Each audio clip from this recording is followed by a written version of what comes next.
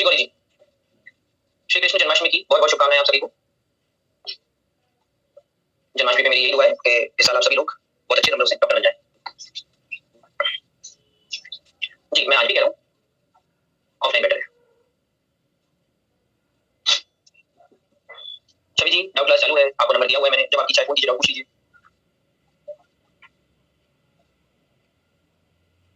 गौरी जी आप फोन कर लीजिएगा मुझे, मैं आपको बता दूंगा। एक जनरल आपको मैं आइडिया दे देता हूँ। देखिए ऑफलाइन क्लास में ऐसा होता है कि जब आप सामने बैठे हैं तो इंटरेक्शन टू वे है, फिलहाल सिर्फ इंटरेक्शन वन वे है।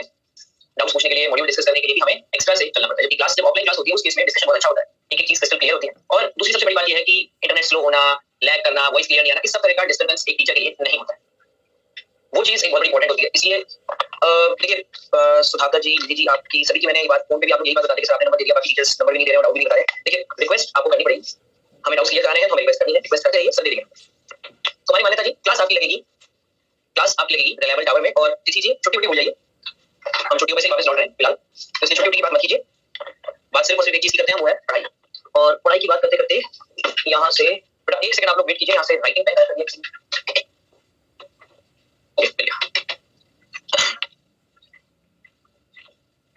क्लासेस लगेंगी रिलायबल टावर में, जिस जगह क्लासेस लगेंगी उसी जगह, जिस जगह क्लासेस चलेंगी उसी जगह पे आपको सारा मटेरियल मिल जाएगा जो भी है। यस, जो भी लोग ऑनलाइन क्लासेस ले रहे हैं सब ऑफलाइन ज्वाइन कर सकते हैं, ऐसा कुछ भी नहीं है कि कोई ऑफलाइन ज्वाइन नहीं कर सकता है, कोई ऑनलाइन ज्वाइन नहीं कर सकता। दूसरा रिलायबल टावर है इंडस्ट्रियल एरिया में, सर्कल से बहुत पास है। फिर भी देखिए क्लासेस कहाँ होगी, उससे रिलेटेड क्या है, ये सब चीज आप मुझे कॉल करके पूछिएगा, आराम से मैं आपको डिटेल में सारी चीज समझा दूंगा। उसके लिए हम क्लास का टाइम खराब नहीं करें, क्लास में अपन टाइम से पढ़ाई से रिलेटेड करें। जो भी ऑफलाइन से ऑनलाइन, ऑनलाइन से ऑफलाइन क्लासेस ना लगेगी, सब चीजों के लिए आप मुझे कॉल करिए। नंबर आप सभी को मैंने दिया हुआ है, कॉल करके पूछिए। नंबर मैं इस स्लाइड में दोबारा शेयर कर देता हूँ, आप आराम से कॉल करके पूछिए, आपको जो पूछना है, मुझे कोई आपत्ति नहीं होगी।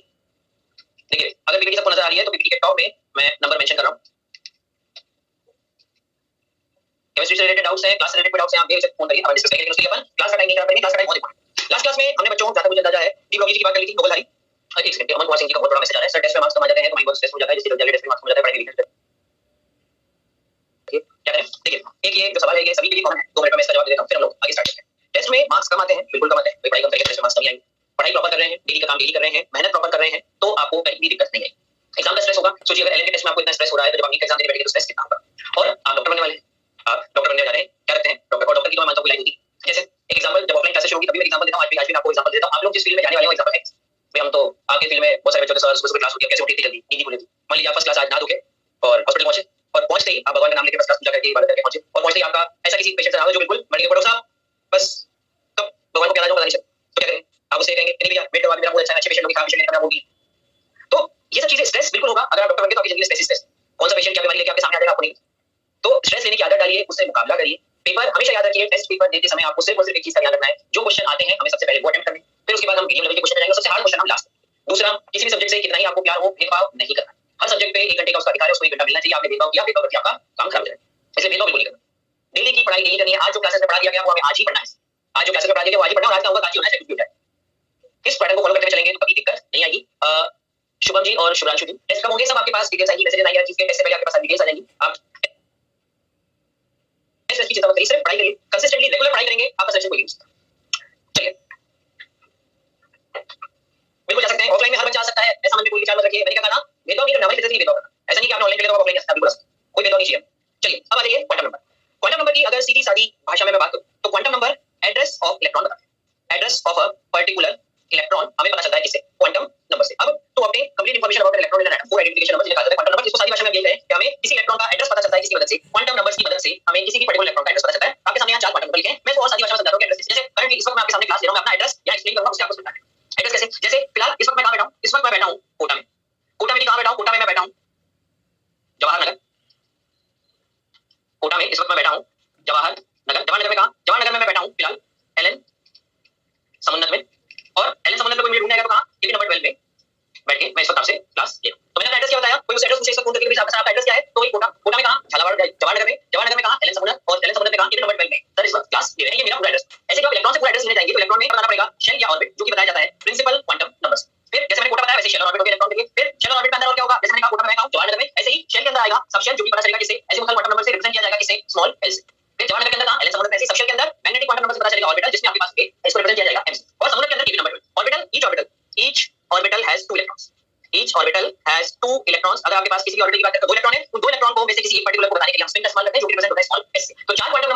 एक पर्टिकुलर इलेक्ट्रॉन का एड्रेस बता पाए। चार की जगह अगर आपने पहले 3 क्वांटम नंबर लिए तो ये आपको बताएगा एड्रेस ऑफ एन ऑर्बिटल। ये आपको क्या बताएगा? Address of N orbital. अगर आपको एक पर्टिकुलर इलेक्ट्रॉन का एड्रेस चाहिए तो आपको क्या चाहिए? 4 क्वांटम नंबर चाहिए। यानी अगर आपसे कोई पूछता है कि आप मुझे लोकेशन ऑफ इलेक्ट्रॉन बताओ, तो लोकेशन ऑफ इलेक्ट्रॉन बताने के लिए 3 क्वांटम नंबर से हमारा काम चल जाएगा, लेकिन एक पर्टिकुलर इलेक्ट्रॉन के लिए बताने से हमें क्या बताना पड़ेगा? हमें बताना पड़ेगा 4 क्वांटम नंबर। तो इलेक्ट्रॉन का एड्रेस बताने के काम में आएंगे 4 क्वांटम नंबर आपके सामने। अब मैंने जो ये कोटा जवाहरनगर एलन समुद्र टीवी नंबर 12 का एग्जांपल लिया, ये एक बहुत छोटी सी बात समझाने के लिए दिया है। कोटा के अंदर जवाहरनगर, जवाहरनगर के अंदर एलन समुद्र, एलन समुद्र के अंदर टीवी नंबर। मेरा पहला सवाल, क्या जवाहरनगर कोटा से बड़ा हो सकता है? क्या जवाहरनगर कोटा से बड़ा हो सकता है? नहीं हो सकता। क्या एलन समुद्र जवाहरनगर से बड़ा हो सकता है? नहीं हो सकता। क्या केवी नंबर 12 एलन समुद्र से बड़ा हो सकता है? नहीं हो सकता। इसका मतलब इसका इंटरप्रिटेशन लेफ्ट हैंड साइड में क्या आएगा कि शेल और ऑर्बिट से छोटा होगा सबसे, यानी कभी भी एल की वैल्यू एन से बड़ी नहीं हो सकती। हर नीचे वाला क्वांटम नंबर अपने ऊपर वाले क्वांटम नंबर से छोटा होगा, और छोटा होने के साथ साथ बिना उसके कोई मतलब नहीं। अगर मैं आपसे कहता हूं कि मैं जवाहरनगर में हूं, अब आप सबसे पहले पूछोगे सर जवाहरनगर कौन से शहर में आता है, कौन से स्टेट में आता है, ये तो बताना पड़ेगा आपको। बताना पड़ेगा जवाहरनगर कौन से शहर में आता है। तो हर ऊपर वाली चीज के बिना नीचे वाली चीज की कोई अहमियत नहीं। अगर मैं कहता हूं केवी नंबर 12 में, आप क्या पूछोगे सर ये केवी नंबर 12 है कहां? आपको केवी नंबर 12 की एक्चुअल लोकेशन बतानी पड़ेगी। तो इसीलिए अगर आप सिर्फ ऑर्बिटल बता देंगे तो उससे कुछ भी पता नहीं चलेगा। हर नीचे वाला क्वांटम नंबर ऊपर वाले क्वांटम नंबर पे निर्भर करता है, बिना उसके नीचे वाले क्वांटम नंबर की कोई वैल्यू नहीं है, और नीचे वाला क्वांटम नंबर ऊपर वाले क्वांटम नंबर से बड़ा नहीं होता। जैसे azimuthal quantum number L principal quantum number N पे डिपेंड करेगा और उससे छोटा होगा। ऐसे मैग्नेटिक क्वांटम नंबर एम वो एल पे डिपेंड करेगा और उससे क्या रहेगा? छोटा रहेगा। क्या ये बात सबको समझ में आ गई?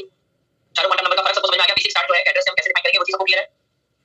अब चलिए आगे एक एक करके हम सबको डिटेल में डिस्कस करेंगे। शुरुआत करेंगे सबसे पहले प्रिंसिपल क्वांटम नंबर से। कहानी शुरू होती है कहां से? बोर मॉडल से। प्रिंसिपल क्वांटम नंबर किसने दिया था? बोर ने दिया था। नाम हमें याद रखना है, बिल्कुल नाम याद रखना है। आगे हर क्वांटम नंबर किसने डिस्कवर किया था सबके नाम है, लेकिन वैज्ञानिक के नामों से हमें कोई मतलब नहीं है। चलिए अब देखिए principal quantum number represented by क्या लिखा है? Small N, represented by small letter N. Clear? Bohr ने दिया था, क्या बताता है? ये हमें तीन चीजों के बारे में बताएगा। पहली चीज हमें बताएगा नेम, दूसरी चीज साइज, और तीसरी चीज हमें बताएगा एनर्जी ऑफ शेल या orbit to which electron belongs. जिस शेल या ऑर्बिट में इलेक्ट्रॉन है उस शेल का हमें ये बताएगा नाम, दूसरा बताएगा उस शेल का साइज, और तीसरा बताएगा उस शेल की हमें एनर्जी। क्लियर? कैसे? वैल्यू कहां से कहूंगी? Value of N lies between 1 to infinity. Ground state क्या होती थी? n = 1। जो मोस्ट स्टेबल स्टेट है 1 = 1 होती थी। 1 से लेकर इंफिनिटी तक जाती थी। मैंने आपको बताया था कि इंफिनिटी पे इलेक्ट्रॉन की एनर्जी कितनी हो जाती है बच्चों? 0 हो जाती है इलेक्ट्रॉन की एनर्जी। तो n की वैल्यू 1 से लेकर इंफिनिटी तक जाती है, n की वैल्यू 0 नहीं हो सकती। n = 1 जो कि ग्राउंड स्टेट थी, मोस्ट स्टेबल स्टेट, वहां से शुरू होके n की वैल्यू इंफिनिटी तक जाएगी। n = 1, n = 2, n = 3, n = 4, n = 5। इसके साथ मैंने आपको एक चीज और बताई। शेल नंबर के साथ हमने जब बोर मॉडल पढ़ा था हमने शेल का नेम भी डिफाइन किया था। अगर आपने n = 1 लिया तो शेल का नाम k, n = 2 लिया शेल का नाम l, n = 3 लिया शेल का नाम m, n = 4 लिया शेल का नाम n, n = 5 लिया o, n = 6 लिया p एंड सो ऑन। आगे चलता जाएगा k l m n o p q r s t, जहां तक आपकी इच्छा हुआ लिख सकते हैं। तो n = 1 2 3 4 इंफिनिटी से नेम क्या आता है अल्फाबेट में? k l m n o and so on. आगे चलता चला जाएगा। क्लियर बात? यहां देखिए सारे लेटर्स मैंने कैपिटल में लिखे हैं। आप कैपिटल स्मॉल पे जोड़ दे देखिए कैपिटल में n भी है और n यहां भी है। तो अगर स्मॉल n लिखा तो वो क्या हो जाएगा? Principal quantum number. अगर कैपिटल n लिखा तो वो क्या होगा? ऑर्बिट n = 4 या शेल नंबर n = 4 होगा। बात क्लियर है? फिर आइए greater the value of n, greater the distance from nucleus. कहने का मतलब क्या है? कहने का मतलब ये 1 2 3 4। तो ये मेरे पास n = 1, n = 2, n = 3, n = 4। जैसे जैसे आप रेडियस बढ़ा रहे हैं या न्यूक्लियस से दूर जा रहे हैं, आपके पास क्या होगा? डिस्टेंस बढ़ती जाएगी। यानी n की वैल्यू अगर बढ़ेगी तो रेडियस बढ़ेगा। ये बात साफ डिफाइन हो सकती है। रेडियस का फॉर्मूला क्या पढ़ा था? बोर में हमने r = 0.529 n²/z। यहां से n की वैल्यू बढ़ेगी तो r की वैल्यू भी बढ़ेगी। यहां से n की वैल्यू बढ़ेगी r की वैल्यू भी बढ़ेगी। यानी r1 से बड़ा होगा r2, r2 से बड़ा होगा r3, r3 से बड़ा होगा r4, r4 से बड़ा होगा r5 and so on. Radius की वैल्यू जैसे जैसे n यानी ऑर्बिट नंबर बढ़ता जाएगा वैसे वैसे रेडियस यानी न्यूक्लियस से उसकी डिस्टेंस भी क्या होगी? बढ़ती चली जाएगी।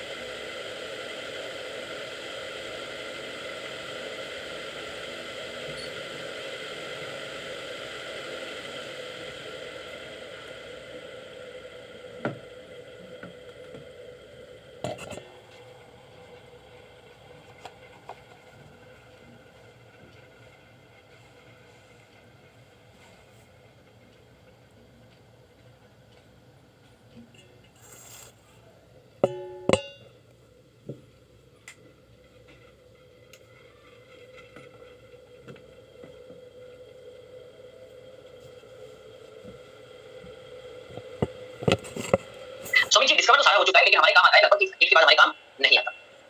बात यहाँ से सभी को क्लियर है? चलिए देखिए बिल्कुल। Yes r is directly proportional to n square. तो n की वैल्यू अगर बढ़ेगी तो r की वैल्यू बढ़ेगी। हम यही चीज इस फॉर्मूले से डिफाइन करना चाहते हैं।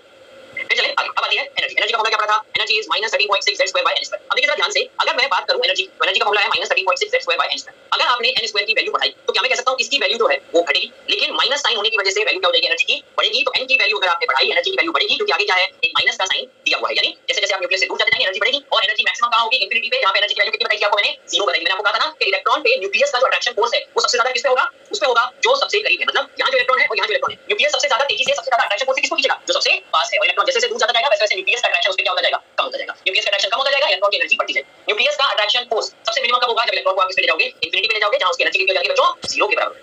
क्या मेरी बात सबको क्लियर है? तो एनर्जी की बात अगर हम करें तो energy inversely proportional to minus या inversely proportional energy proportional to minus 1/n² होगी।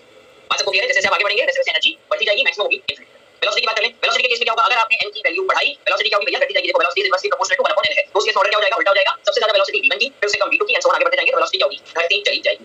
यानी अगर मैं बात करता हूं n की वैल्यू मैंने बढ़ाई, r बढ़ेगा, एनर्जी बढ़ेगी और वेलोसिटी क्या होगी, घटेगी। n यानी ऑर्बिट नंबर अगर आपने बढ़ाया तो r रेडियस बढ़ेगा, एनर्जी बढ़ेगी और वेलोसिटी क्या होगी जाएगी, कम होती जाएगी। फिर angular momentum of revolving electron, ये वो चीज जिसे बोर ने अज्यूम किया था और डी ब्रॉगली ने बहुत ही इज्जत बचाई थी इसे प्रूव करके। mvr is nh/2π, ये हमने कहां से प्रूव किया था, याद है सबको रिलेशन 2πr = n लैम्डा पढ़ा था हमने, इसमें मैंने कहा था कि सर्कमफ्रेंस को हमने किस पे डिवाइड किया था, बराबर मल्टीपल्स वेवलेंथ के बराबर मल्टीपल में कहा था। यहां मैंने आपसे ये भी कहा था कि ये n क्या है, this is equal to number of waves और this is equal to shell number. कहा था ये कहा था अगली बार, याद है सबको डी ब्रॉगली में कही थी, तो बस वहीं से जब उन्होंने प्रूव कर दिया था mvr = nh/2π, तो ये और ये उसमें जुड़ चुका है। n क्या है, यहां पे प्रिंसिपल क्वांटम नंबर है, डिफाइन करते हैं। अब आते हैं number of electrons. Number of electrons calculate करने का फार्मूला इन्होंने दिया है, हम जरा एक एक से कैलकुलेट करके चेक करेंगे। यहां लिखेंगे शेल का नाम और यहां लिखेंगे number of electrons. Number of electrons calculate करने का फार्मूला है 2n², क्या है 2n²। यहां से सबसे पहले हम बात करेंगे 1 की, नाम है k, 2n² में रखेंगे 2 * 1 का स्क्वायर वैल्यू आएगी 2, n = 2 रखेंगे l, यहां से 2 * 2 का स्क्वायर ये होगा 8, n = 3 रखेंगे m, यहां से 2 * 3 का स्क्वायर ये होगा 18, फिर n = 4 रखेंगे n, यहां से 2 * 4 का स्क्वायर होगा ये 32, n = 5 रखेंगे तो हमारे पास आएगा n = 5 रखने पे o और ये होगा 2 * 5 का स्क्वायर, यहां से वैल्यू आ जाएगी 50 इलेक्ट्रॉन। अब देखिए ये नंबर ऑफ इलेक्ट्रॉन है क्या, यहां से अगर मैं इसको डिफाइन करूं शेल नंबर पे, तो ये है एक्चुअल में मैक्सिमम नंबर ऑफ इलेक्ट्रॉन। अब मतलब क्या मैक्सिमम नंबर ऑफ इलेक्ट्रॉन का, मैक्सिमम नंबर ऑफ इलेक्ट्रॉन का मतलब ये है कि अगर आपने k शेल यानी n = 1 की बात करी तो उसमें ज्यादा से ज्यादा आप 2 इलेक्ट्रॉन बच सकते हैं। 1 इलेक्ट्रॉन बच सकता हूं, बिल्कुल बच सकता हूं, 1 इलेक्ट्रॉन ना हो चलेगा, लेकिन k शेल में आप 2 इलेक्ट्रॉन से ज्यादा नहीं बच सकते। ऐसे ही l में आइए, n = 2 में 8 इलेक्ट्रॉन से ज्यादा आप नहीं बच सकते, 7 हो सकते हैं, सेकंड वाली में 6 हो सकते हैं, 5 हो सकते हैं, 4 हो सकते हैं, 3 हो सकते हैं, 2 हो सकते हैं, 1 हो सकते हैं, 8 से ज्यादा नहीं। थर्ड शेल जिसे हम m से नाम देंगे, उसमें 18 इलेक्ट्रॉन से ज्यादा आप नहीं बच सकते, 17 16 15 4 3 2 में कुछ भी बच सकते हैं, लेकिन 18 से ज्यादा नहीं बच सकते। तो यहां जो ये सारी वैल्यूज मैंने लिखी है, this is maximum number of electrons that can be filled in a particular shell. Maximum number of electrons that can be filled in a particular shell. Formula क्या है, फार्मूला है 2n²। फार्मूला क्या है 2n²। बात सबको clear है? बचे हुए जो दो फार्मूले हैं, ये हम जैसे जैसे ऑर्बिटल और सबशेल की बात करेंगे दोबारा डिफाइन करेंगे। अभी हमने सिर्फ फार्मूला नंबर 1 डिफाइन किया, नीचे के दोनों फार्मूले हम आगे चलेंगे। तस्मिया जी, शेल और ऑर्बिट में कोई फर्क नहीं, दोनों सेम चीज है। घर में लड़का होता है उसको पापा बंटी बुलाते हैं, मम्मी चिंटू बुलाती है, लड़का बदल जाता है, नहीं आदमी वही है, नाम दो अलग अलग है। वैसे ही शेल और ऑर्बिट बिल्कुल सिमिलर है, शेल और ऑर्बिट दोनों बिल्कुल सिमिलर है, बस दोनों का अलग अलग नाम दिया हुआ है। साक्षी जी एनर्जी जो है, या ध्यान से देखिए, राइट हैंड साइड में n² की वैल्यू बढ़ेगी तो 13.6 z² घटेगा, माइनस साइन होने की वजह से जो वैल्यू घटेगी वो बढ़ने लगेगी, n की वैल्यू बढ़ाने पे एनर्जी बढ़ेगी। बात क्लियर है सभी को? तो यहां तक हमने नंबर ऑफ इलेक्ट्रॉन्स की बात करी, हमने कहानी डिफाइन करी और हमने क्या डिफाइन कर लिया, r e और v की वैल्यू n पे कैसे करेगी ये भी डिफाइन कर दिया। बेटे n हमने डिफाइन किया था, मैंने वहां पे जब ये पढ़ा था तो हमने क्या कहा था कि n की वैल्यू कैसी होगी, एक इंटीजर वैल्यू होगी, और ये इंटीजर वैल्यू अब किसके बराबर है, बोर्ड डिस्कवर करके क्या बताया कि ये ऑर्बिट या शेल नंबर के बराबर होगी, ऑर्बिट या शेल नंबर के बराबर होगी। तस्वीर जी ऑर्बिटल की बात हम आगे करेंगे जब मैग्नेटिक क्वांटम पर पाएंगे, फिलहाल हम सिर्फ इसकी बात कर रहे हैं। फिलहाल पहला क्वांटम नंबर हमें सिर्फ और सिर्फ इसके बारे में बताएगा, शेल के बारे में बताएगा या हमें ऑर्बिट के बारे में बताएगा। एक चीज और बता देता हूं, ध्यान से देखना, orbit and orbital are not same. Orbit is shell but orbital is different. Orbital की बात हम आगे करेंगे, ऑर्बिट और ऑर्बिटल डिफरेंट है, शेल और ऑर्बिट एक ही चीज है जो प्रिंसिपल क्वांटम नंबर से बताते हैं, और ऑर्बिटल हमें पता चलेगी किससे, ऑर्बिटल बच्चों हमें पता चलेगी जब हम आगे पढ़ेंगे मैग्नेटिक क्वांटम नंबर। ऑर्बिट या शेल के अंदर होता है सबशेल, सबशेल के अंदर होता है ऑर्बिटल, जैसे हमने पीछे भी डिफाइन किया था। शेल के अंदर सबशेल, सबशेल के अंदर ऑर्बिटल, ऑर्बिटल के अंदर क्या होगा, इलेक्ट्रॉन प्रेजेंट होगा। ऑर्बिटल को आगे डिफाइन करेंगे, अब जैसे आगे ऑर्बिटल को डिफाइन करेंगे।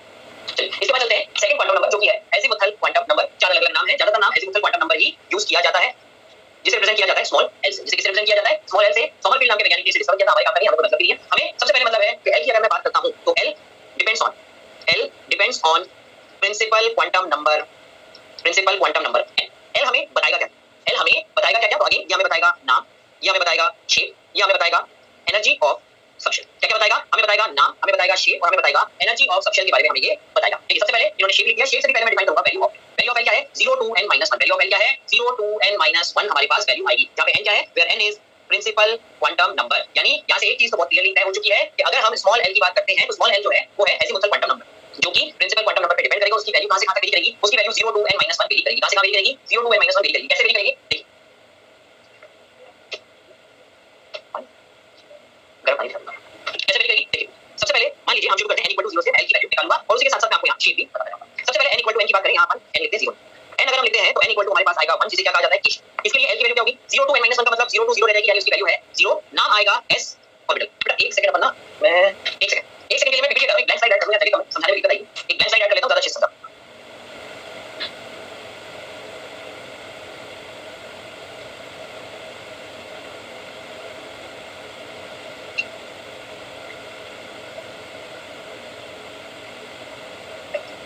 दोबारा शेयर किया,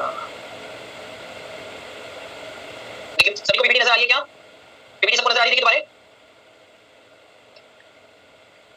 आइए चल पे। अब ये जो मैं समझाना चाह रहा था इस टेबल को मैं आगे वाले पेज पे लेके जाता हूं, एक साथ बहुत सारी चीज आपको मैं ब्लैंक पीपीटी आगे ब्लैंक पीपीटी देखिए। हमारे पास शुरुआत हम किससे कर रहे हैं, यहाँ मैं ले रहा हूँ शेल का नंबर, यहाँ हम ले रहे हैं शेल का शेल नंबर और साथ में मैं डिफाइन कर रहा हूँ उसका नाम, ठीक है। फिर इसके साथ मैं यहाँ लूंगा वैल्यू ऑफ एल, फिर नाम नेम ऑफ सबशेल, और उसके बाद मैं बताऊंगा आपको यहाँ से हम यहाँ डिफाइन करेंगे value L name of subshell और इसके साथ हम लोग एनर्जी डिफाइन करेंगे, एनर्जी हम लास्ट में यहाँ ले लेते हैं 6 चार चीजों की मैं आपसे यहाँ एक एक करके हम यहाँ बात करेंगे। सबसे पहले n इक्वल टू 1 की बात करते हैं, क्या नाम देते हैं इसे हम नाम देते हैं केशव। यहाँ वैल्यू l की वैल्यू कहां से कहां चली गई, वैल्यू चली 0 से n -7 तक। अगर n की वैल्यू 1 रख देता हूं तो यहाँ वैल्यू 0 to 0 हो जाएगी, यानी उसकी वैल्यू कितनी हो जाएगी 0। l बराबर कितना आ जाएगा 0। l बराबर 0 रिप्रेजेंट करते हैं s सबशेल को, l बराबर 0 रिप्रेजेंट किसे करते हैं s सबशेल से जिसकी शेप होती है स्फेरिकल। l बराबर 0 जिसकी शेप क्या होती है बच्चों, स्फेरिकल शेप होती है, यानी सर्कुलर शेप आपके सामने डिफाइन होगी। फिर चलते हैं n इक्वल टू 2 जिसे हम कहते हैं l शेल। यहाँ से n की वैल्यू, l की वैल्यू 0 to 2 -1 यानी 0 to 1, तो दो वैल्यू आपके पास आ गई, एक वैल्यू आपके पास आ गई l बराबर 0 और एक वैल्यू आपके पास आ गई l बराबर 1। l बराबर 0 अभी भी कौन सी रहेगी, l बराबर 0 आपके पास रहेगी s सबशेल। l बराबर 0 अभी भी कैसी रहेगी s सबशेल हमारे पास रहेगी, और l बराबर 1 अब हमारे पास आ जाएगी p सबशेल। l बराबर 1 हमारे पास आ जाएगी p सबशेल। अब आपके मन में सवाल आ रहा होगा कि s सबशेल तो ऊपर थी, नीचे दोबारा कैसे आ गई। ऊपर वाली जो s सबशेल थी ये ऑर्बिटल और फर्स्ट ऑर्बिट की शेल थी, सबशेल थी। ये जो नीचे वाली सबशेल है ये 2 ऑर्बिटल, ऑर्बिटल नंबर 2 की, ऑर्बिट नंबर 2 या शेल नंबर 2 की s सबशेल। इसका मतलब s सबशेल हर ऑर्बिट में आएगी, बिल्कुल हर ऑर्बिट में आएगी। अगर मैं बात करूं इसकी शेप की तो इसकी शेप होती है डंबल शेप, p सबशेल की जो शेप होती है वो होती है डंबल शेप। तीसरा चलिए n बराबर 3 जिसे हम कहते हैं AL m शेल। यहां से l की वैल्यू इस बार क्या होगी 0 to 3 -1 यानी 0 to 2। मेरे पास वैल्यू कितनी हो गई l बराबर 0, वैल्यू मेरे पास कितनी होगी, मेरे पास होगी l बराबर 0, मेरे पास होगी l बराबर 1, मेरे पास होगी l बराबर 2। यहां से l बराबर 0 क्या होगा आगे s सबशेल होगी, l बराबर 1 मेरे पास क्या होगा p सबशेल होगी। इस बार एक नई जुड़ी l बराबर 2 जिसे नाम क्या दिया जाता है d सबशेल। d सबशेल की अगर बात करूं शेप होती है double dumbbell. Double dumbbell, double dumbbell कैसे रिप्रेजेंट होगा, डबल डंबल जो रिप्रेजेंट होगा वो कुछ इस तरीके से डबल डंबल डिफाइन होगा। अब इसमें यहाँ जो आएंगे आप जैसे कोई रिप्रेजेंटेशन देखिए, अगर रिप्रेजेंटेशन की बात करें तो ये क्योंकि 1 की है इस सबशेल को नाम दिया जाता है 1s। s रिप्रेजेंट करता है l की वैल्यू और 1 रिप्रेजेंट करता है ऑर्बिट यानी प्रिंसिपल क्वांटम नंबर। यहाँ जो है उसे क्या कहा जाएगा 2s। ये जो p है ये p कौन से की है n इक्वल टू 2 के लिए है तो इसे कहा जाएगा 2। यहाँ जो है सबशेल है ये किसके लिए 3 के लिए है तो इसे कहा जाता है 3s। ये p किसके लिए है n इक्वल टू 3 के लिए है तो इसे कहा जाएगा 3p, और ये जो d सबशेल है ये किसके लिए है n इक्वल टू 3 के लिए है तो इसे क्या कहा जाएगा 3d कहा जाएगा। क्या ये बात सबको क्लियर हुई कि कहां से 2s 2p 3s 3p 3 electronic configuration में आपने ये सब लिखा हुआ देखा होगा कि 1s 2s 2p 3s। यहाँ कैसे हर सबशेल किसी न किसी शेल का पार्ट है, तो 1s या 2s जो लिखा है इसमें जो नंबर लिखा है वो तो रिप्रेजेंट करता है शेल यानी प्रिंसिपल क्वांटम नंबर को, और जो s और p है ये रिप्रेजेंट करते हैं सबशेल को। अनिशा जी कुछ कह रही है सर जैसे शेल्स को डायग्रामेटिकली रिप्रेजेंट कर सकते हैं वैसे सबशेल्स और ऑर्बिटल्स को रिप्रेजेंट नहीं कर सकते क्या। देखिए आगे देखिए जो हम रिप्रेजेंट कर सकते हैं अनिशा जी वो हम सब करें, चिंता नहीं करें। n इक्वल टू 4 पे आते हैं, n इक्वल टू 4 कौन सी है n शेल। इस बार l की वैल्यू क्या होगी बच्चों 0 to 4 -1 यानी 0 to 3 चार वैल्यू हो गई। l बराबर 0, l बराबर 1, l बराबर 2, l बराबर 3। l बराबर 0 अभी भी क्या कहलाएगी, l बराबर 0 बच्चों अभी भी कहलाएगी s सबशेल। l बराबर 1 क्या कहलाएगी p सबशेल, l बराबर 2 क्या कहलाएगी d सबशेल, और l बराबर 3 क्या आ जाएगी f सबशेल कहलाएगी। जरा नाम करने में भी मदद करें, s सबशेल किसकी है 4t तो क्या इसे 4s लिखूंगा, ऐसे ही p सबशेल भी 4t है तो उसे क्या लिखूंगा 4t। इसी तरह से d subshell equal to 4t है तो क्या लिखूंगा 4t। f सबशेल किसकी है 4fe है। 4f की शेप कॉम्प्लेक्स है, हमारे नीट के कोर्स में नहीं है, हमारे नीट के कोर्स में सिर्फ s की स्फेरिकल, l की s सबशेल की p की डंबल, p की शेप क्या है डंबल, और हमारे पास जो है d की सबशेल कैसी है, d की शेप कैसी है डबल डंबल शेप हमारे पास डिफाइंड है। तो ये जो ब्लैंक स्लाइड में मैंने लिया, ये मैंने क्या किया, मैंने टेबुलर फॉर्म में सारी बातें आपके सामने डिफाइन कर दी। हमने वैल्यू भी देख ली, वैल्यू के साथ नाम देख लिया, नाम के साथ रिप्रेजेंटेशन देखी, और रिप्रेजेंटेशन के साथ हमने शेप भी देख ली। देखिए सभी लोग ध्यान से टेबल देखिए, आप लोग कहीं पे भी किसी पॉइंट पे कोई दिक्कत आती है तो सारी बातें अलग-अलग लिखी थी, मैंने सबको एक टेबल फॉर्म में कंबाइन कर दिया। क्लियर सभी को मेरी बातें। देखिए सर कॉम्प्लेक्स का मतलब है देखिए ये हमारे लिए, ये हमारे कोर्स में नहीं। n इक्वल टू 4 के लिए s p d f g h वाली का पूछ रही है कि सर अगर मान लीजिए मेरे पास n इक्वल टू 4 आ जाएगा तो क्या करूंगा, n इक्वल टू 4 के लिए अगर मैं डिफाइन करूंगा तो s p d f, n equal to 4 के लिए g सबशेल हो जाएगी, n इक्वल टू 5 के लिए h subshell, n equal to 6 के लिए i subshell and so on चलता रहेगा। n इक्वल टू 5 हो सकता है, बिल्कुल हो सकता है, 2 हो सकता है, n equal to 5, n equal to 5, n equal to 6, n equal to 7 सब हो सकता है, n इक्वल टू 7 तक सब हो सकता है। शेप हमारे कोर्स में सिर्फ s p और d की है, आगे की सारी जो सबशेल की शेप्स हैं वो 3 डायमेंशनल में बहुत ज्यादा कॉम्प्लेक्स हैं, पर हमारे कोर्स में नहीं है। हमारे कोर्स में शेप जो है वो सिर्फ और सिर्फ s p और d की है। बाकी लिखने के लिए तो कर सकते हैं, आगे आप जहां तक चाहें मतलब इसमें l की वैल्यू कोई दिक्कत नहीं है, l की वैल्यू भी आप हां बिल्कुल सेम होगी स्वामी जी, बिल्कुल सेम होगी। l की वैल्यू बेटा देखिए l की वैल्यू किस पे डिपेंड करती है, सबसे पहले आप मेरी एक बात समझिए, l की वैल्यू डिपेंड करती है किस पे प्रिंसिपल क्वांटम नंबर पे, और वैल्यू क्या से कहा 0 to n -1 है। अब l की वैल्यू आप जहां तक रखते जाएंगे वहां तक l की वैल्यू क्या अपने आप आती जाएगी, जहां तक आप n की वैल्यू रख सकते हैं वहां तक आपके पास l की वैल्यू आती जाएगी। f तक क्यों लेते हैं, f तक इसलिए लेते हैं कि f से ज्यादा की हमें जरूरत बहुत कम पड़ती है, इसलिए हमने f तक लिया। आप l equal to 4, l equal to 5, l equal to 6 सब ले सकते हैं, कोई रोकने वाला नहीं। हमने 4 तक इसलिए लिया क्योंकि 4 से ज्यादा की हमें जरूरत नहीं पड़ती है। बात क्लियर है क्या, और पड़ती है तो आप आगे पढ़ा सकते हैं। क्लियर है यहाँ तक की बात। तो शेप हमने सबकी चारों डिफाइन कर ली, शेप के साथ हमने नाम डिफाइन कर लिया, हमने वैल्यू सबके लिए यहाँ डिफाइन कर नहीं, हमेशा नहीं कर सकते। अभी देखिए आप आगे कैसे करते हैं, ये आगे टेबल। अब चलिए देखिए आगे n इक्वल टू 1 जो अपने कहा, n इक्वल टू 1 के लिए n इक्वल टू 0 1s यानी फर्स्ट शेल में सिर्फ एक सबशेल होती है s, n इक्वल टू 2 में n इक्वल टू 0 और 1 2s होती है, n इक्वल टू 2 सबशेल हो जाएगी। यहां से हमारे पास 4 अमन जी 4 के बाद हमारे सिलेबस में है, बिल्कुल है, शेप हमें सिर्फ s p और d सबशेल की पता होनी चाहिए, और आगे भी हमारे कोर्स में है, मतलब हमेशा ही हमारे कोर्स में है, लेकिन क्योंकि बहुत कम जरूरत पड़ती है इसके लिखने की, लिखने को आप लिख सकते हैं n equal g h i, इनसे क्वेश्चन आ सकता है नीट में, आने में कोई मना नहीं है। कैसा क्वेश्चन आ सकता है, जैसे एग्जांपल के तौर पर मैंने आपसे पूछ लिया कि बताइए g सबशेल के लिए l की वैल्यू कितनी है। एक सिंपल सा क्वेश्चन मैंने आपसे पूछ लिया, चार ऑप्शन दूंगा साथ में, g सबशेल के लिए l की वैल्यू कितनी होगी 1 2 3 4 चार ऑप्शन मैंने आपको, अब आपको क्या बताना है l की वैल्यू बतानी। ऐसे ही n सबशेल के लिए मैं आपसे पूछूंगा कि h सबशेल के लिए l की वैल्यू कितनी होगी, नीचे चार ऑप्शन दे दिए 3 4 5 6 आपको बताना है कौन सा सही होगा। तो क्वेश्चन पूछा जा सकता है, सबसे मेरा मतलब है कि हमें जब कैलकुलेशन करते हैं या हम जब सवाल सॉल्व करेंगे तो GHI कॉन्फ़िगरेशन आपने इलेक्ट्रॉनिक कॉन्फ़िगरेशन सबने 1 से 30 तक पढ़ी, या 1 से 30 के कॉन्फ़िगरेशन में कहीं आपने 7p सॉरी 7g 8h ऐसा नहीं देखा है, नहीं देखो कॉन्फ़िगरेशन में 1 से 30 तक कॉन्फ़िगरेशन में नहीं देखा, इसलिए हम उसको डिफाइन नहीं करते, होते हैं बिल्कुल। होते बिल्कुल है, होने में कोई कमी नहीं। क्लियर है? अब ये अगला formula, orbital angular momentum OAM। सबसे पहली बात, ये एंगुलर मोमेंटम से अलग। एंगुलर मोमेंटम क्या पढ़ा था? mv NH अपॉन 2 पाई। ये एंगुलर मोमेंटम से अलग है, नाम याद रखना है orbital angular momentum. Formula under root of L into L plus 1 H upon 2 pi. और देखिए H अपॉन 2 पाई जो है ये ब्रैकेट के अंडर रूट के क्या है? बाहर है। H क्रॉस H अपॉन 2 पाई को H क्रॉस भी बोला जाता है हैश, जो कि क्या होगा? अगेन अंडर रूट के बाहर है। इससे रिलेटेड सवाल में सिर्फ एक ही गलती होती है और वही होती है कि H अपॉन 2 पाई को भी क्या करते हैं बच्चों? अंडर रूट के अंदर ले जाते हैं। H अपॉन 2 पाई को भी क्या करते हैं? अंडर रूट के अंदर ले जाते हैं, जो कि हमें नहीं ले जाना। Formula simple, orbital angular momentum is under root of L into L plus 1 H upon 2 pi. जहां पे L क्या है? L हमारे पास है एजीमुथल क्वांटम नंबर। L हमारे पास क्या है? एजीमुथल क्वांटम नंबर हमारे पास है। जैसे S सबशेल के लिए यहां वैल्यू क्या रहेगी? P सबशेल के लिए L की वैल्यू कितनी होती है? 1 1 करेंगे तो यहां से अंडर रूट 2 अपॉन H पर 2 पाई आ जाएगी, जिसे मैं लिख सकता हूं H अपॉन अंडर रूट 2 पाई। या इसे आप क्या लिख सकते हैं? अंडर रूट 2 H क्रॉस भी लिख सकते हैं। जैसे एग्जांपल के तौर पर मान लीजिए मैं इधर निकालता हूं D के लिए, D सबशेल के लिए, D सबशेल के लिए अगर मैं निकालूं तो D सबशेल के लिए क्या होगा बच्चों? D सबशेल के लिए ऑर्बिटल एंगुलर मोमेंटम होगा under root of 2 into 2 plus 1 H upon 2 pi. जहां से आप इसे लिखेंगे तो ये हो जाएगा under root 6 H upon 2 pi, जिसे आप लिख सकते हैं root 6 H cross. Again H cross बाहर आएगा, H upon 2 pi under root से बाहर आएगा। सपोज आप इसी चीज को F सबशेल के लिए निकालते हैं तो ऑर्बिटल एंगुलर मोमेंटम का फॉर्मूला हो जाएगा under root of 3 into 3 plus 1 H upon 2 pi. यहां से वैल्यू कितनी होगी? Under root of 12 H upon 2 pi, जिसे मैं क्या लिख सकता हूं? रूट 12 H क्रॉस लिख सकता हूं। चार चीजें आपने ये F सबशेल किसकी है या S सबशेल किसकी है? आपने जीरो पे कौन सी सबशेल के लिए? कौन सी शेल के लिए? 1 वाले के लिए 0 है, 2 वाले के लिए 0 है, सेकंड ऑर्बिट 0 है, थर्ड ऑर्बिट 0 है, सबकी 0 है। ऑर्बिटल एंगुलर मोमेंटम शेल यानी प्रिंसिपल क्वांटम नंबर पे डिपेंड करता है, सिर्फ किस पे डिपेंड कर रहा है? L पे डिपेंड कर रहा है। तो चाहे 4s हो, चाहे 5s हो, चाहे 6s हो, चाहे 1s हो, ऑर्बिटल एंगुलर मोमेंटम रहेगा। चाहे 2p हो, चाहे 3p हो, चाहे 4p हो, ऑर्बिटल एंगुलर मोमेंटम क्या रहेगा? अंडर रूट 2 H अपॉन 2 पाई। चाहे आपके पास 3d हो, 4d हो, 5d हो, 6d हो, कोई सी भी हो, D सबशेल के लिए ऑर्बिटल एंगुलर मोमेंटम कितना रहेगा? अंडर रूट 6 H अपॉन 2 पाई रहेगा। क्या सबको क्लियर है ऑर्बिटल एंगुलर मोमेंटम? क्या सभी बच्चों को ऑर्बिटल एंगुलर मोमेंटम क्लियर है बेटा?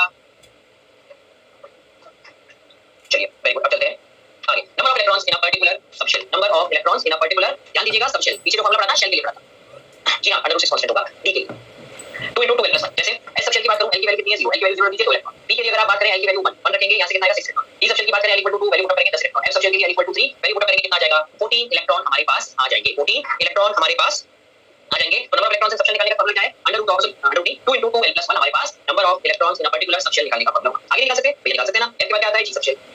G सबशेल में नंबर ऑफ इलेक्ट्रॉन्स कितने होंगे? 2 into L की वैल्यू कितनी हो जाएगी भैया? 4 हो जाएगी। 2 into 4 plus 1, यहां से कितना होगा? 8, यहां से आ जाएंगे 8 इलेक्ट्रॉन। आगे निकाल सकता हूं? बिल्कुल निकाल सकते हैं। अब H सबशेल के लिए निकालिए ना, कौन बनाता है? L बराबर कितना होगा? 5। यहां से 2 into 2 into 5 plus 1, यहां से कितना होगा? 11 into 2, यहां से मेरे पास आ जाएंगे 22 इलेक्ट्रॉन H सबशेल में आ जाएंगे।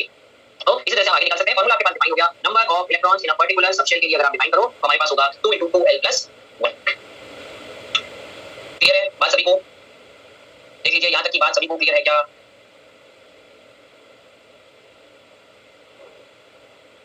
बिल्कुल मैक्सिमम नंबर ऑफ इलेक्ट्रॉन्स है, कम आ सकते हैं, बिल्कुल कम आ सकते हैं।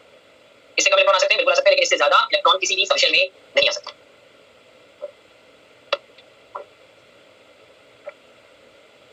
अगला quantum number, magnetic quantum number, orientation quantum number small m। सबसे पहले यहां दो टर्म आती है, एक है ओरिएंटेशन और एक है शेप।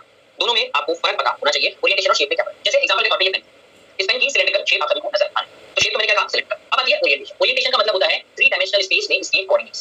ओरिएंटेशन का मतलब होता है 3 डायमेंशनल स्पेस या इसके कार्टेशियन कोऑर्डिनेट्स, 3 डायमेंशनल स्पेस में इसकी पोजीशन कहलाती है ओरिएंटेशन। जैसे फॉर एग्जांपल मान लीजिए पेन, इसको मैंने इस वक्त XYZ प्लेन रखा, इसका जो ये टॉप है, इस टॉप के लिए इस वक्त कोई ना कोई X Y और Z के कोऑर्डिनेट्स हैं। अगर मैंने इस पेन को, ध्यान से देखिए सभी लोग, अगर मैंने इस पेन को ऐसे टिल्ट कर दिया, मेरा पहला सवाल, क्या इसकी शेप चेंज हुई? क्या इसकी शेप चेंज हुई? सभी बच्चों का जवाब चाहिए मुझे इस बात पे, क्या इसकी शेप चेंज हुई? शेप चेंज हुई। लेकिन क्या ये कह सकता हूं कि सर इसके XY Z कोऑर्डिनेट्स तो चेंज हो गए? मैंने लिखा, क्या मैं ये कह सकता हूं कि इसके XY और Z कोऑर्डिनेट्स तो पहले के मुकाबले चेंज हो गए? यानी ये इसकी ओरिएंटेशन एक थी और ऐसे डिफरेंट होकर इसकी दूसरी ओरिएंटेशन आ चुकी है। तो XYZ प्लेन में हर चीज की जो पोजीशन है वो कहलाती है ओरिएंटेशन और उसकी शेप चेंज रहती है। XYZ प्लेन में चेंज करने से या XYZ कोऑर्डिनेट चेंज करने से किसी चीज की शेप नहीं बदलती, सिर्फ उसकी क्या बदलती है? ओरिएंटेशन बदलती है। शेप और ओरिएंटेशन का फर्क सबको समझ में आ गया क्या? शेप और ओरिएंटेशन का फर्क सबको समझ में आ गया? तो यहाँ जो मैग्नेटिक क्वांटम नंबर है ये आपको बताता है number of orientations, number of orientations of subshell. क्या बताता है? Number of orientations of subshell. यानी अगर मैं सादी भाषा में कहूं तो हम ये कहते हैं number of orientations, number of orientations of subshell is equal to, पहले पेज पे याद करिए मैंने आपको क्या बताया था कि जब हम बात करते हैं किसकी, मैग्नेटिक क्वांटम नंबर की, किसके बारे में बताता है? ऑर्बिटल के बारे में बताया मैंने आपको कि सबशेल के अंदर होती है ऑर्बिटल, जिसकी बात करता है मैग्नेटिक क्वांटम नंबर। अब यहां देखिए क्या कहने जा रहा हूं, यहां मैं कहने जा रहा हूं एक सिंपल सी बात कि number of orientation of subshell is equals to number of orbitals. Number of orientation of subshell is equal to number of orbital. एक सबशेल के XYZ प्लेन में जितने ओरिएंटेशन संभव है उतने ही उसके क्या हो जाएंगे? ऑर्बिटल। स्टेटमेंट दोबारा रिपीट करता हूं, एक सबशेल के XYZ कोऑर्डिनेट में जितने ओरिएंटेशन पॉसिबल है उतने ही उसके क्या हो जाएंगे बच्चों? उतने ही उसके ऑर्बिटल हो जाएंगे। और मैग्नेटिक क्वांटम नंबर या ओरिएंटेशन क्वांटम नंबर हमें क्या बताता है? ये हमें बताता है number of orientations of subshell, जो कि नंबर ऑफ इलेक्ट्रॉन्स के क्या होंगे? बराबर। ओरिएंटेशन का मतलब position, this is orientation 1, this is orientation 2, this is orientation 3, this is orientation 4। अलग-अलग ओरिएंटेशन हर बार अलग-अलग आप चेंज कर सकते हैं। अब अगला सवाल जो मोहम्मद अयूब राजा जी ने उठाया कि सर पेन को तो आप इनफाइनाइट जगह पे रख सकते हैं। बिल्कुल रख सकते हैं, क्या हम सबशेल को भी इनफाइनाइट जगह पे रख सकते हैं? सबशेल के लिए डिफाइन वेज है, XYZ प्लेन के हिसाब से उसे डिफाइन करेंगे। हम यही कभी डिफाइन करेंगे, सारी शेप डिफाइन करेंगे कि कैसे हम शेप डिफाइन करते हैं। क्या इनफाइनाइट शेप बोलते हैं? नहीं, इनफाइनाइट ओरिएंटेशन नहीं पॉसिबल है। करेंगी, कैसे डिपेंड करेंगी, एक सिंपल सी बात बताता हूं आपको मैं। हमने क्या कहा था, हर नीचे वाला क्वांटम नंबर ऊपर वाले क्वांटम नंबर पे डिपेंड करेगा, कहा था हमने। इसका मतलब मैग्नेटिक क्वांटम नंबर m की जो वैल्यू है वो डिपेंड करेगी किस पे, एजीमुथल क्वांटम नंबर पे डिपेंड करेगी। तो यहां से जो चीज हमें निकालनी, जो भी वैल्यूज आएंगी वो सब किसके बेस पे आएंगी, वो वैल्यूज आएंगी सारी की सारी जो हमारे पास एजीमुथल क्वांटम नंबर l है उस पे depend. Number of orientation number of orbital के बराबर होगा, यानी किसी भी सबशेल की जितनी पॉसिबल ओरिएंटेशन हो सकती हैं उतनी ही उसकी क्या होगी, ऑर्बिटल्स भी होंगी। अब सवाल आता है पता कैसे चलेगा, तो देखिए, it represents the orientation of electron cloud, जिसे हम क्या कहते हैं, orbital. It represents the orientation of electron cloud, जिसे हम कहते हैं ऑर्बिटल। वैल्यू ऑफ m की अगर हम बात करते हैं तो सारी इंटीग्रल वैल्यू -l से +l इंक्लूडिंग 0, यानी m की वैल्यू की अगर आप बात करते हैं तो -l से +l तक की सारी वैल्यू इसके बीच में आएंगी। अगेन m की वैल्यू किस पे डिपेंड कर रही है बच्चों, l, यानी एजीमुथल क्वांटम नंबर के ऊपर m की वैल्यू डिपेंड कर रही है। हर नीचे वाला क्वांटम नंबर ऊपर वाले क्वांटम नंबर पे डिपेंड करेगा। बात क्लियर है? अब आप बहुत जैसे जो कह रहे थे ऑर्बिटल क्या होता है वो डिफाइन कर लें। 3D space around the nucleus where probability of finding electron is maximum. ये वो पोजीशन है 3D स्पेस में, ये वो जगह है जहां पे इलेक्ट्रॉन के मिलने की संभावना 90% से ज्यादा होगी, उसे कहा जाता है ऑर्बिटल। डेफिनेशन सबको क्लियर हुई? डेफिनेशन सभी को क्लियर हुई कि जब जहां भी इलेक्ट्रॉन के मिलने की संभावना 90% से ज्यादा होगी वही कहलाएगा आपके पास ऑर्बिटल।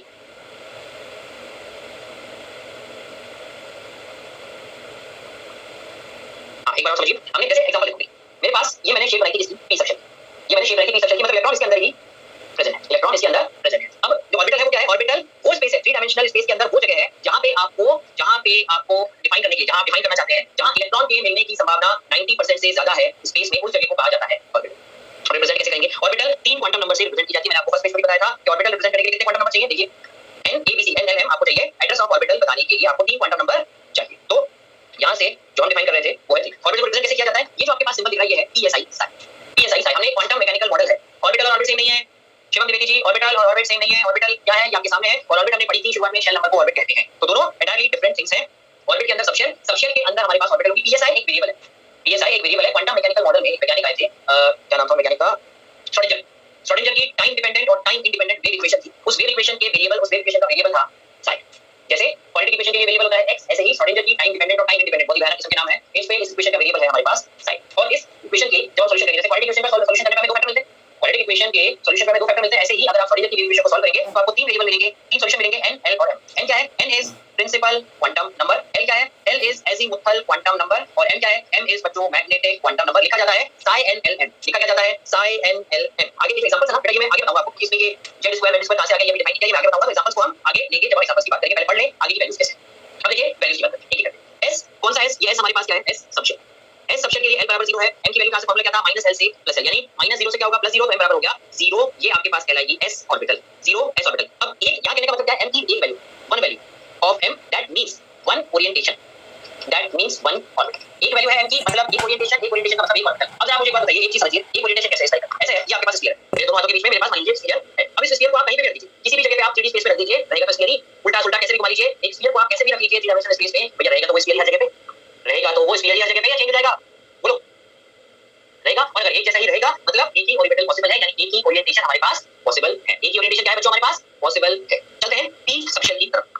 p सबशेल के केस में l = 1, m की वैल्यू कितनी है, -1, 0, +1, यानी कितने ओरिएंटेशन हुए हमारे पास, 3 वैल्यू हुई m की, 3 value of m, that means 3 हमारे पास क्या हुए ओरिएंटेशन। 3 ओरिएंटेशन का मतलब कितना हुआ भैया, 3 ऑर्बिटल हमारे पास हो गया, m = -1, 0 एंड +1। अब हम देखिए रिप्रेजेंट करके बताया है, नाम क्या देते हैं, एक को px, एक py और एक pz। नाम क्या देते हैं, जो हमारे पास m की वैल्यू 3 है, -1, 0, +1, px, py और pz हम इन्हें नाम देते हैं, px, py और pz इन्हें नाम दिया जाता है। अब नाम से ही आपको यहां से कहानी समझ में आ जानी चाहिए, कैसे आ जानी चाहिए। देखिए अगर px की बात करूं तो क्या मैं कह सकता हूं, ये जो px है ये अलोंग द एक्स एक्सिस, ऐसे ही अगर मैं py की बात करता हूं तो py किधर होगी भैया, अलोंग द y एक्सिस होगी, तो py की शेप ऐसे होगी। अगर आप pz की बात करेंगे, मान लीजिए सपोज ये z एक्सिस से मेरे पास बाहर की तरफ निकलती हुई, तो pz कैसी हो जाएगी, pz इस तरीके से डिफाइन हो जाएगी, x वाली x एक्सिस के अलोंग, y वाली y एक्सिस के अलोंग, और z वाली अलोंग द z एक्सिस हो जाएगी।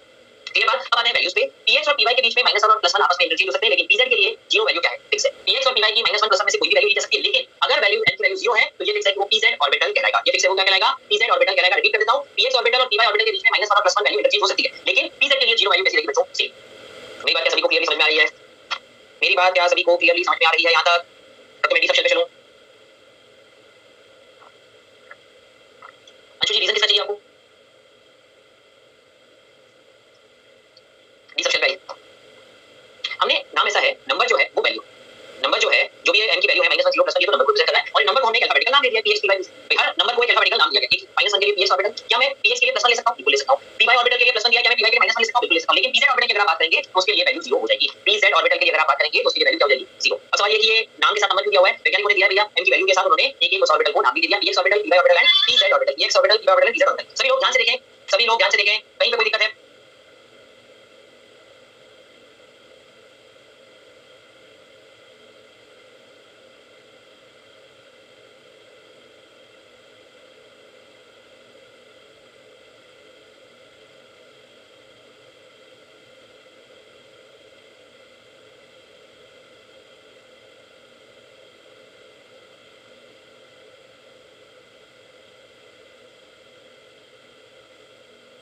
कुछ वीडियो में प्रॉब्लम हो गई थी, आप सभी को नजर आ रही है क्या?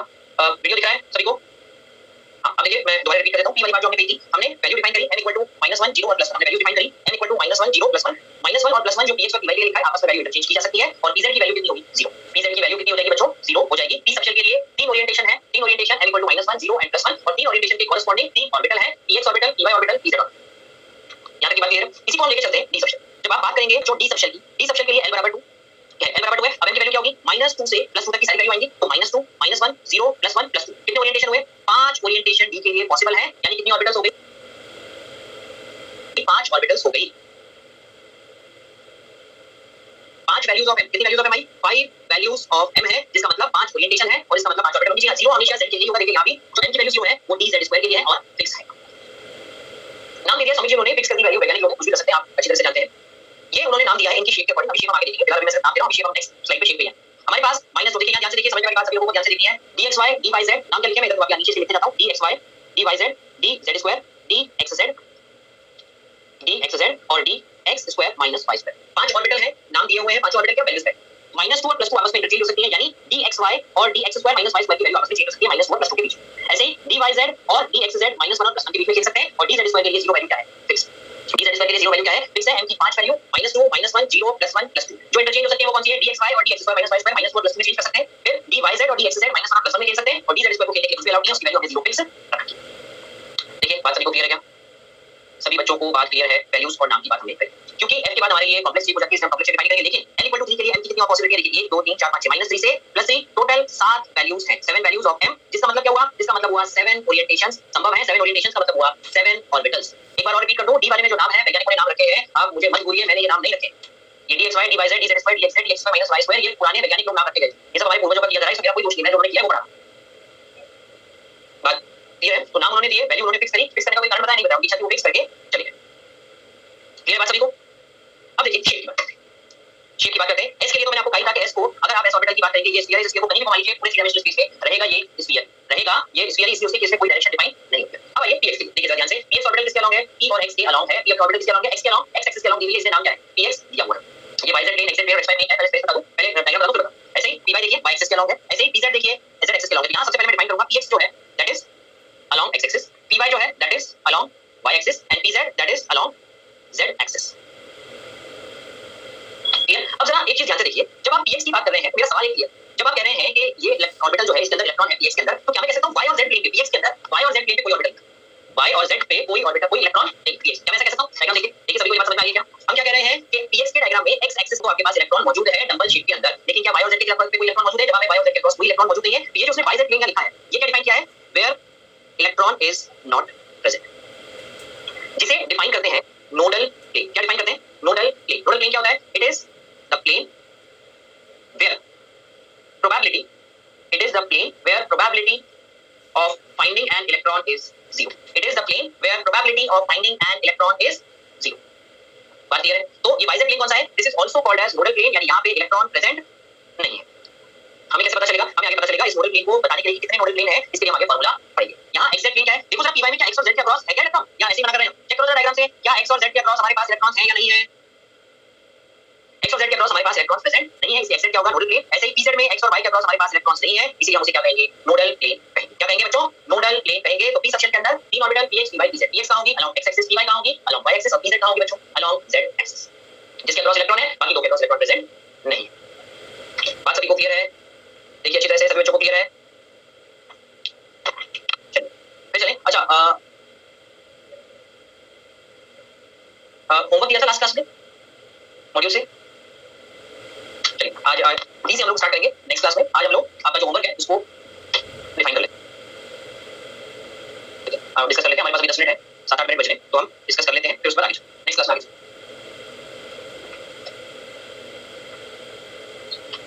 अभी 2 मिनट क्वेश्चन मत पोस्ट कीजिए, पहले मैं ब्लैंक स्लाइड साइड कर लूं, उसके बाद आपके क्वेश्चन देख पाऊंगा।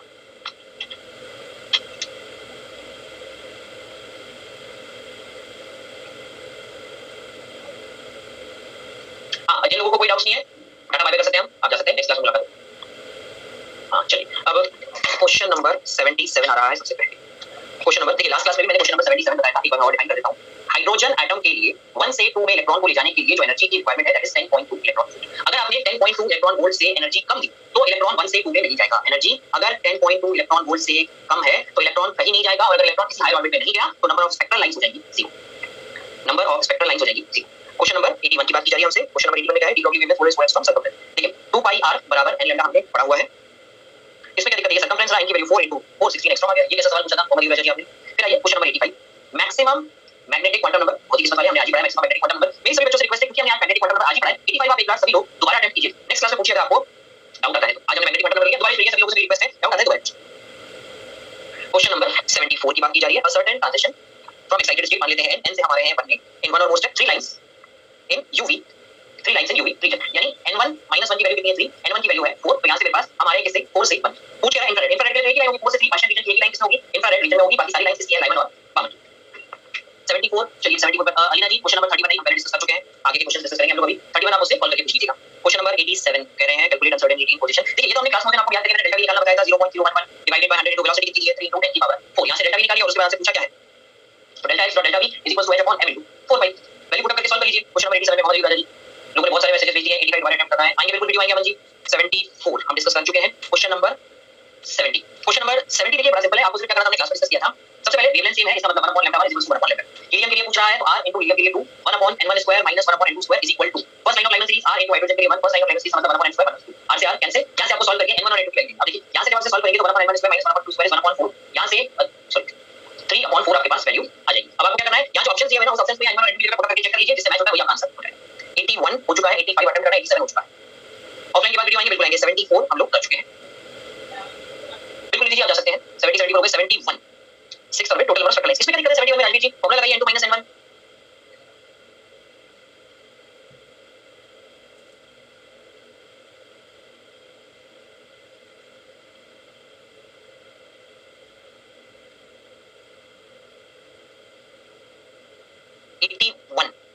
हो चुका 89 de Broglie what should be the momentum the de Broglie wavelength is 9 hs के था। तो इसमें क्या दिक्कत आ गई आपको, भाई आपको चाहिए डी ब्रॉगली वेवलेंथ, आपको दिया मोमेंटम आपको चाहिए, तो लैम्डा क्या होता है, h अपॉन p होता है। डी ब्रॉगली वेवलेंथ दी h दी p निकाल लीजिए साथ करके, इसमें क्या डाउट आ गया 89। चलिए आगे चलें, मॉड्यूल्स की हार्ड कॉपी में कब मिलेगी, जब आप चाहेंगे तब आपको मिल जाएगी। 72 हो गया, 74 हो चुका है। एक्सरसाइज 2 पे आ गए हैं, पहले एक्सरसाइज 1 हम अच्छा 90 तक किया था, ठीक है। Exercise 2 question number 5। Question number 5 में क्या दिक्कत है, हमने फार्मूला पढ़ा था, याद कीजिए। क्वेश्चन नंबर 5 के लिए lambda is equals to h upon under root of twice into m into k। फार्मूला पढ़ा था, लैम्डा 1 अपॉन लैम्डा 2 लगा लीजिए, h और 2m कैंसिल हो जाएंगे, k की वैल्यू तब आंसर आ जाएगा। क्वेश्चन नंबर 27 पूछ रहे हैं एक्सरसाइज 2 का। 170 न्यू मैसेजेस आ गए मेरे पास। विजिबल रीजन में कौन सी लाइन करेगी भैया, मामा से लाइन करेगी।